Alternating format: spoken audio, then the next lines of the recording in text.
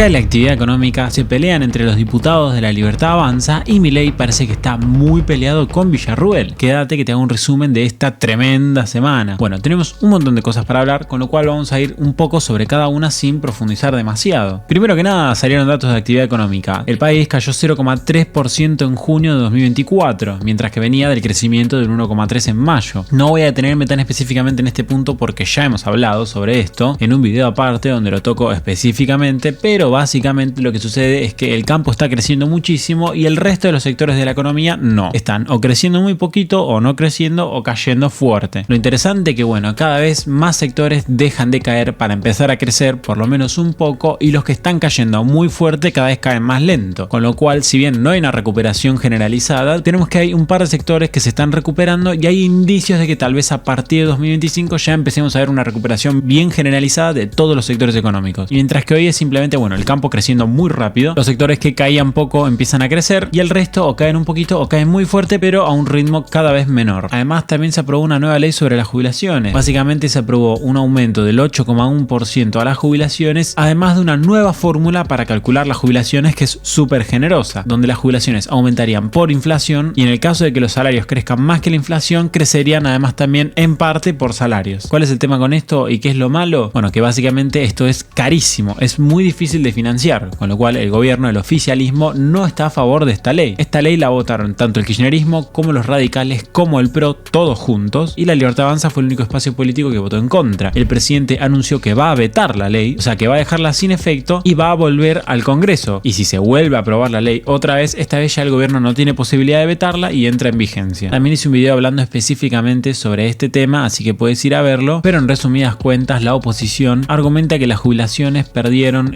durante el gobierno de Milei contra la inflación y que se les está dando un aumento para compensar esa pérdida y que además para evitar futuras pérdidas se está cambiando la fórmula por la cual se actualizan las jubilaciones. Y desde el oficialismo argumentan que las jubilaciones vienen perdiendo contra la inflación hace prácticamente una década. Durante el último año 2023 llegaron al absurdo de ser simplemente $80, una completa miseria, además de que hoy más o menos la mitad de las personas jubiladas se han jubilado sin aportar, con lo cual es una estafa brutal para aquellos que sí aportaron, con lo cual básicamente aquellos responsables de destruir completamente el sistema jubilatorio ahora supuestamente son buenos tipos y quieren aumentar las jubilaciones, qué sé yo, revelando que tal vez no lo hacen por un motivo honesto, sino que simplemente lo hacen para cargarle ese gasto al gobierno actual. Recordemos, gobierno que es bastante austero, que tiene un superávit financiero de más o menos 0,4% del PBI y que esta carga del gasto por esta nueva ley de jubilaciones equivale a más o menos 1,2 puntos del PBI, o sea, bastante más. Sería muy difícil de financiar. Luego tenemos todo el conflicto que hay entre Milei y Villarruel. La realidad es que vienen habiendo roces desde que comenzó el gobierno. No se sabe mucho y son todo especulaciones, pero realmente ya está bastante a la vista que no se llevan bien. Tal vez antes eran simplemente rumores, pero ahora queda bastante claro. Y tampoco se sabe a partir de cuándo es que sucede esto, pero por lo menos yo personalmente especulo que es porque Villarruel tenía un acuerdo con Milei de que cuando llegaran al gobierno, ciertos ministerios y puestos de poder iban a quedar bajo su órbita, el cual probablemente iba a ser defensa y seguridad. Sin embargo, esos ministerios ahora mismo los controla el PRO bajo el mandato de Bullrich y el radicalismo bajo el mandato de Petri, aunque son simplemente sectores del PRO y del radicalismo que son súper aliados a La Libertad Avanza. Y bueno, Villarruel básicamente se quedó casi sin influencia y pareciera que poco a poco está intentando despegarse de Milei para tal vez en un futuro poder llevar a la práctica su propia carrera política y su propio proyecto político, con lo cual tiende a diferenciarse de Milei en muchas cosas, lo cual le quita consistencia al gobierno. Esto está haciendo que haya demasiados roces que cada vez se lleven peor y probablemente una de las gotas que está contribuyendo a que se termine de colmar el vaso es lo que sucedió con el pliegue del juez Lijo. Básicamente se está votando para meter un nuevo juez a la Corte Suprema y el gobierno de Milei propuso a Ariel Lijo, una persona súper polémica, acusada de ser un trucho, que cada vez que tiene alguna causa muy importante de personas con poder, tiende a utilizar esas causas que quedan en su juzgado, que están bajo su órbita para extorsionar a estas mismas personas que se están juzgando y utilizarlo a su favor. Sin embargo, el oficialismo, o sea, La Libertad Avanza, en principio debería de funcionar de la siguiente manera. Básicamente, si Milei dice algo, toda la estructura política debería de acompañarlo, porque el líder de La Libertad Avanza es Milei. Sin embargo, Villarruel se despega de él todo el tiempo y declaró estar en contra de la designación de Ariel Lijo para la Corte Suprema. O sea, el gobierno agarra y toma una decisión y su vicepresidenta está en contra. Es un montón. De hecho, acá tenemos el clip de justamente Villarruel declarando en contra del Lijo. Estoy de acuerdo con la candidatura del juez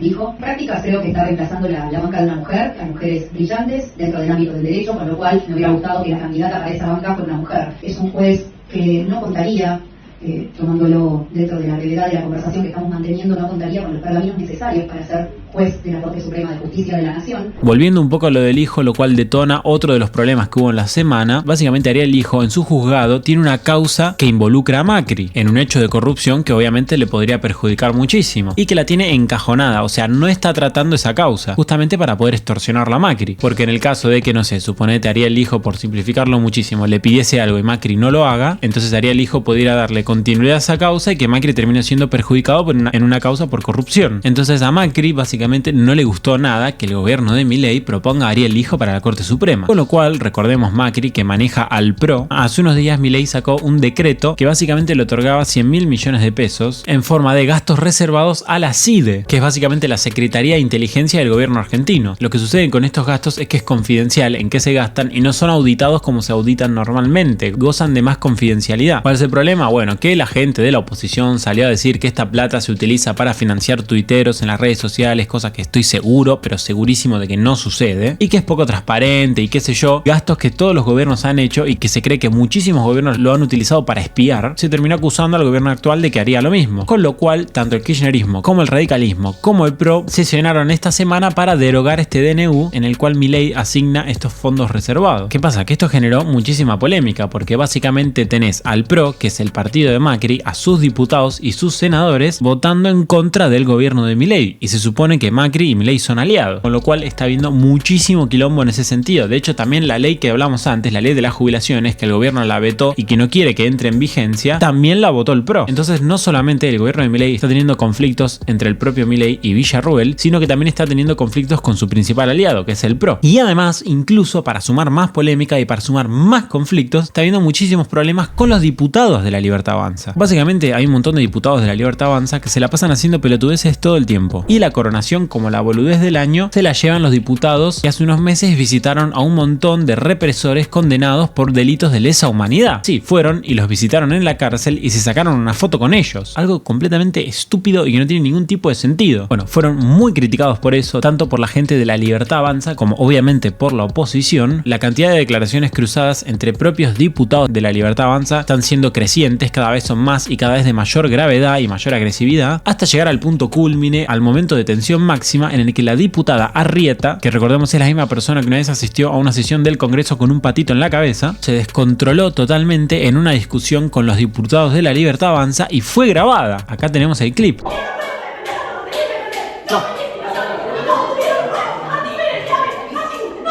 Déjame terminar. Lourdes, la palabra. Yo te voy a dar la palabra. Te la doy. ¿De quién? Lourdes. Lourdes. ¿Qué cama, Lourdes? ¿Qué cama, Lourdes? Estamos hablando acá.